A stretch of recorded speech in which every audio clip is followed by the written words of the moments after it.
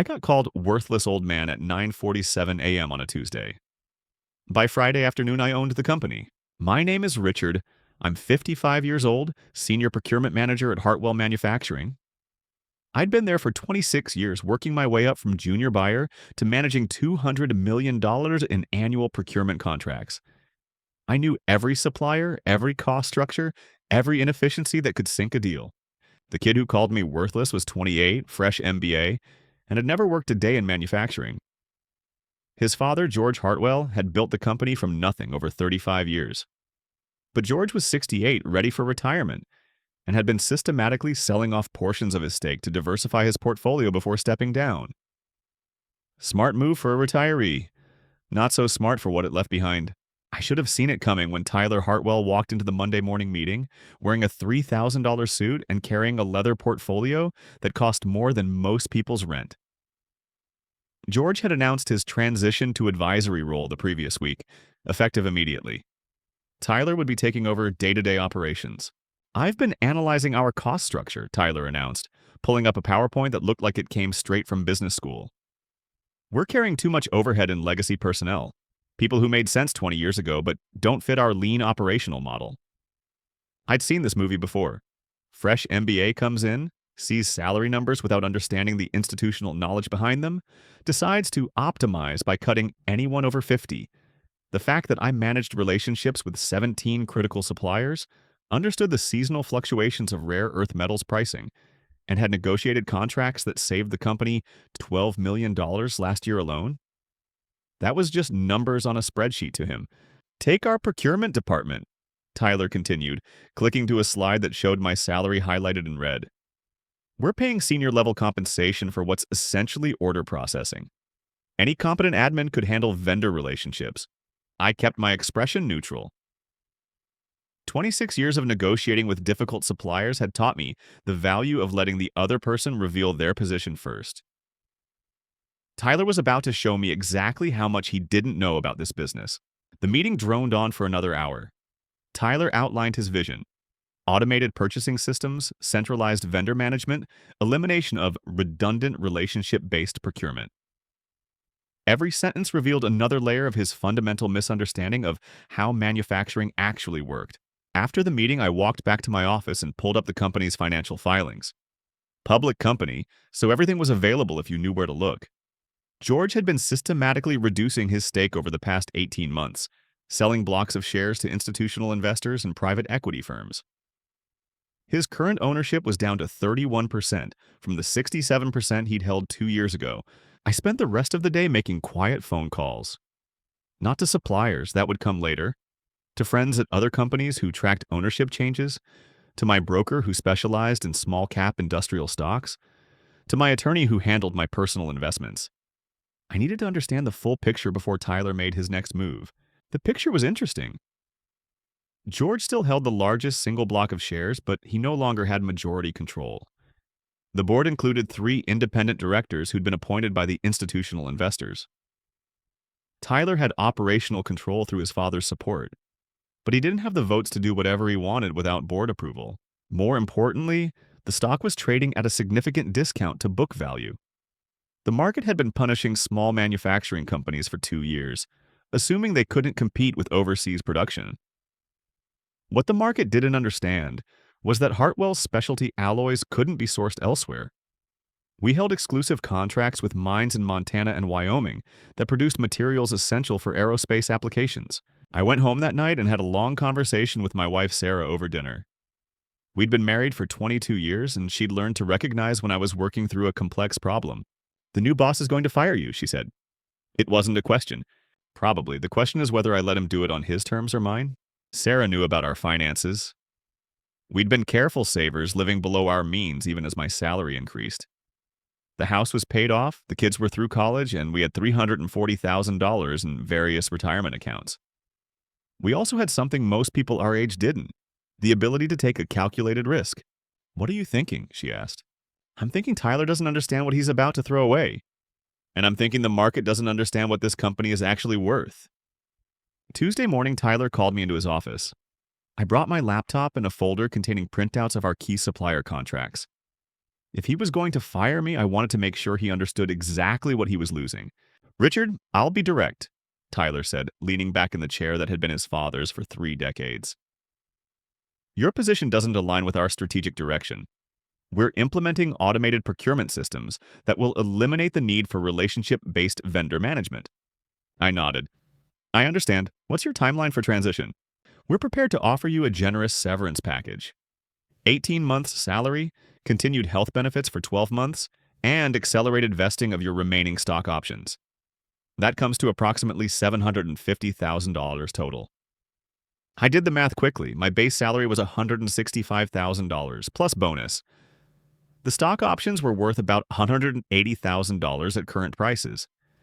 He was essentially paying me to go away without a fight. That's very generous, I said. I assume you want me to transition my vendor relationships to someone else?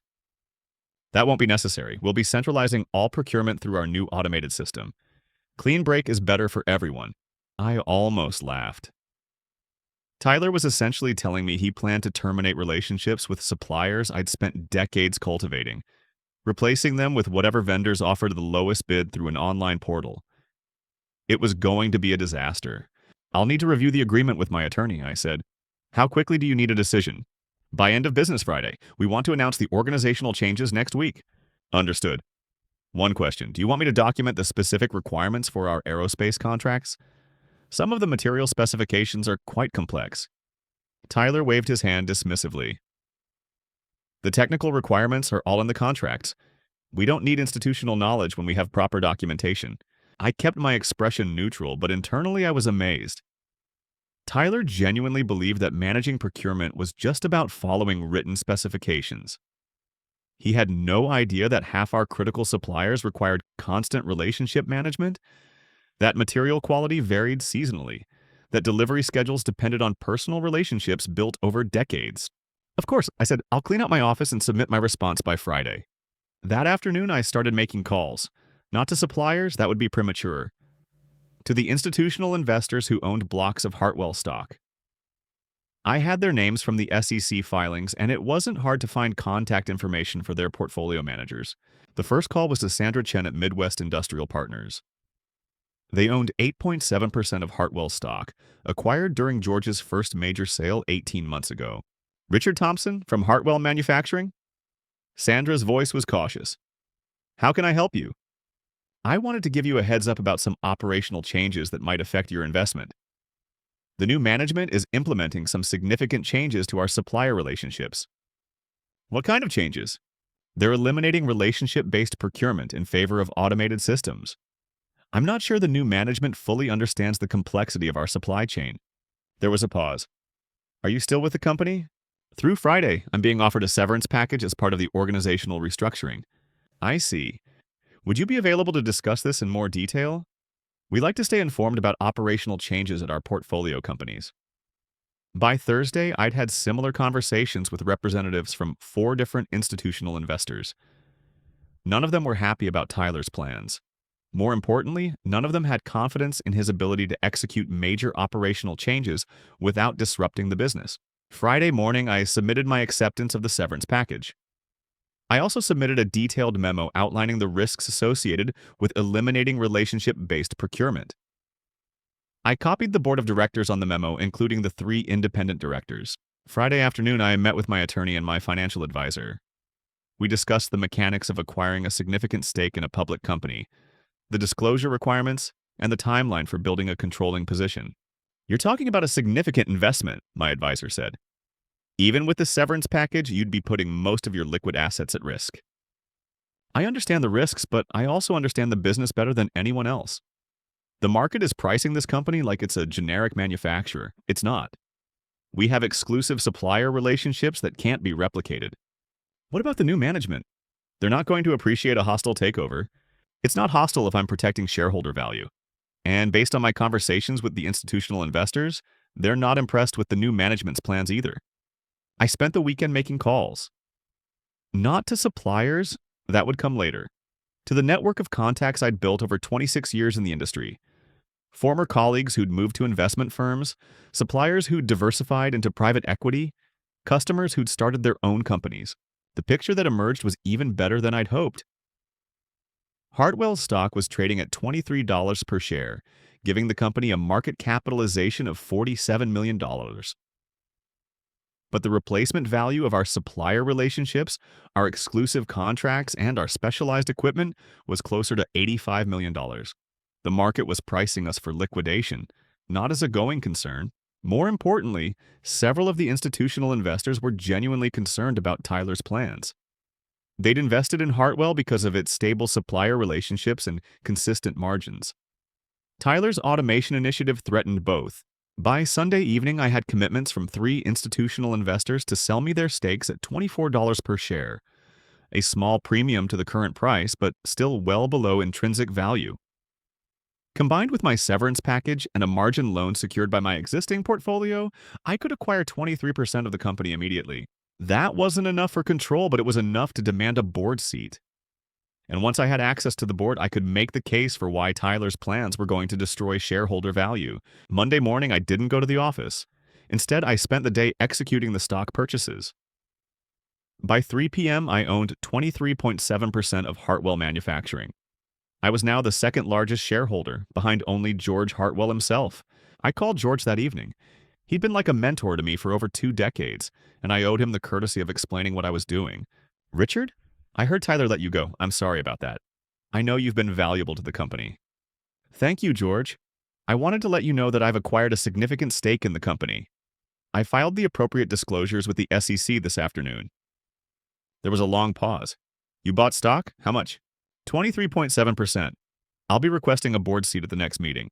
"Jesus, Richard, that's a lot of money. Are you sure about this?" "I'm sure the company is worth more than the market is pricing it. And I'm sure Tyler's plans are going to destroy value for all shareholders, including you. He's trying to modernize the business. Maybe some changes are necessary. Maybe, but not the changes he's planning.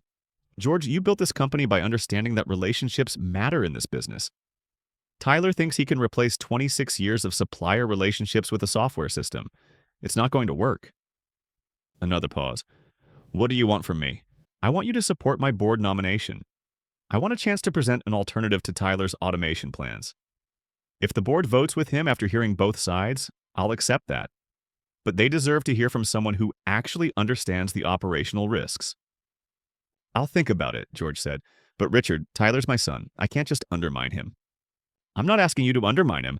I'm asking you to protect your investment. You still own 31% of this company. Tyler's plans are going to cost you millions." Tuesday morning, I called the company's corporate secretary to request an emergency board meeting. As a shareholder with more than 20% ownership, I had the right to call such a meeting with proper notice. The meeting was scheduled for Friday morning. I spent the week preparing my presentation, analyzing Tyler's automation plans, and documenting the specific risks to each major supplier relationship. I also made one strategic call. To Janet Morrison, our largest customer, who represented 18% of our annual revenue. Janet's company manufactured components for military aircraft, and they required materials that met extremely tight specifications.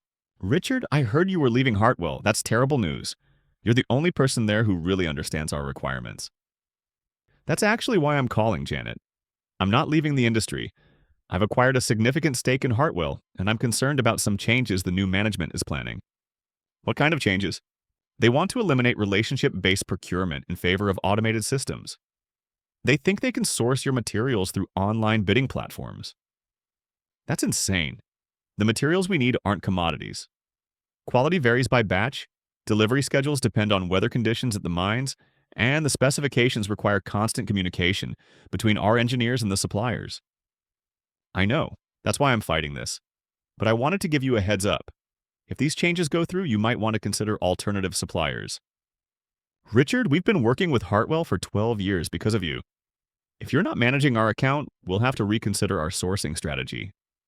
Friday morning, I walked into the Hartwell boardroom for the first time in my career. Tyler was already there, along with George and the 3 independent directors. The atmosphere was tense. "Gentlemen," I said, taking the seat at the foot of the table, "thank you for agreeing to this meeting. I know this is an unusual situation." Tyler's face was red. "This is ridiculous. You can't just buy your way back into a company after being terminated." "I'm not buying my way back into a job," I replied calmly. "I'm protecting my investment and the investments of every other shareholder. I opened my laptop and began my presentation. I walked through Tyler's automation plans, highlighting the specific risks to each major supplier relationship. I showed them the financial analysis of what it would cost to replace our current suppliers with alternatives sourced through online platforms. The bottom line, and I concluded, is that Tyler's plans will increase our procurement costs by an estimated 15 to about 20% while reducing the reliability of our supply chain. That's a recipe for losing customers and destroying shareholder value. One of the independent directors, Charles Morrison, leaned forward. What's your alternative proposal? Measured modernization.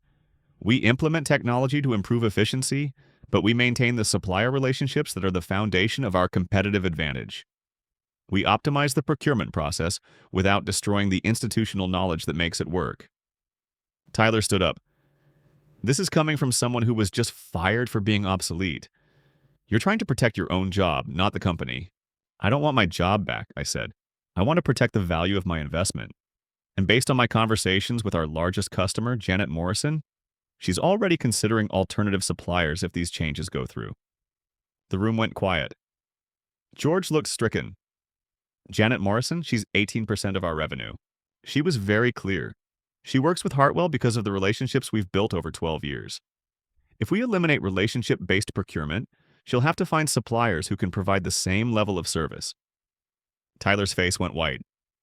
You called our customers? That's interference with business operations. I called a customer who's been working with me for 12 years to give her a heads up about changes that would affect her supply chain. That's professional courtesy. Charles Morrison looked around the table. I think we need to vote on this. We have two different visions for the company's future. Tyler's automation plan or Richard's measured modernization approach. There's one more thing, I said. I'd like to propose that the board appoint an interim CEO while we evaluate these options. Someone with operational experience who can maintain stability during the transition. Who did you have in mind? George asked. Me. I'll serve without salary until we resolve the strategic direction question. Tyler exploded. You can't be serious. This is a hostile takeover. It's not hostile, I said quietly. It's a business decision. The question is whether the board wants to bet the company on unproven automation systems or take a more measured approach to modernization. Charles Morrison called for a vote. The three independent directors voted with me. George abstained. Tyler was the only vote against. Motion carries, Morrison announced. Richard Thompson is appointed interim CEO, effective immediately. Tyler stared at me across the table. You can't do this. My father built this company. Your father built a great company, I agreed, and I'm going to make sure it stays great. But first, I need to address our organizational structure. Tyler, I'm sorry, but I'm going to have to let you go. Your position doesn't align with our strategic direction. The room was dead silent. Tyler's face cycled through shock, anger, and finally, something approaching panic. You can't fire me, I'm family. I can and I am, don't worry. I'll offer you a generous severance package. 18 months salary, continued health benefits for 12 months. Sound familiar? George finally spoke up. Tyler, maybe it's time to consider other opportunities. Richard knows this business better than anyone. Tyler looked around the table, realizing that no one was going to support him. Fine, but you're making a mistake. This company needs fresh thinking, not more of the same old relationship-based nonsense. We'll see, I said. But for now, I think we need to focus on maintaining the relationships that have made this company successful. After Tyler left, I spent the rest of the day making calls. To suppliers, reassuring them that our partnerships would continue. To customers, confirming that their service levels wouldn't change. To employees, explaining that the automation plans were being reconsidered. By the end of the week, I had commitments from 3 more institutional investors to sell me their stakes. My ownership position increased to 31.4%, making me the largest shareholder. George had decided to reduce his stake further, focusing on his retirement planning. 6 months later, Hartwell Manufacturing reported record quarterly earnings. Our supplier relationships had never been stronger, and we'd implemented targeted technology improvements that increased efficiency without disrupting our core operations.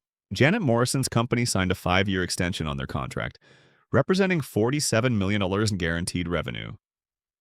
3 other major customers followed suit, citing the stability and reliability of our supply chain. The stock price had increased to $38 per share, giving me a paper gain of $2.1 million on my investment. But more importantly, I was back doing what I loved. Building relationships, solving complex problems, and creating value for everyone involved. Tyler found a job at a consulting firm in Chicago, helping other companies implement automation systems. I wished him well, but I couldn't help thinking that maybe he'd learned something about the importance of understanding a business before trying to change it. As for me, I was exactly where I belonged, running a company that valued experience, relationships, and the kind of institutional knowledge that can't be replaced by software. Sometimes the best revenge is just being right. Subscribe if you agree.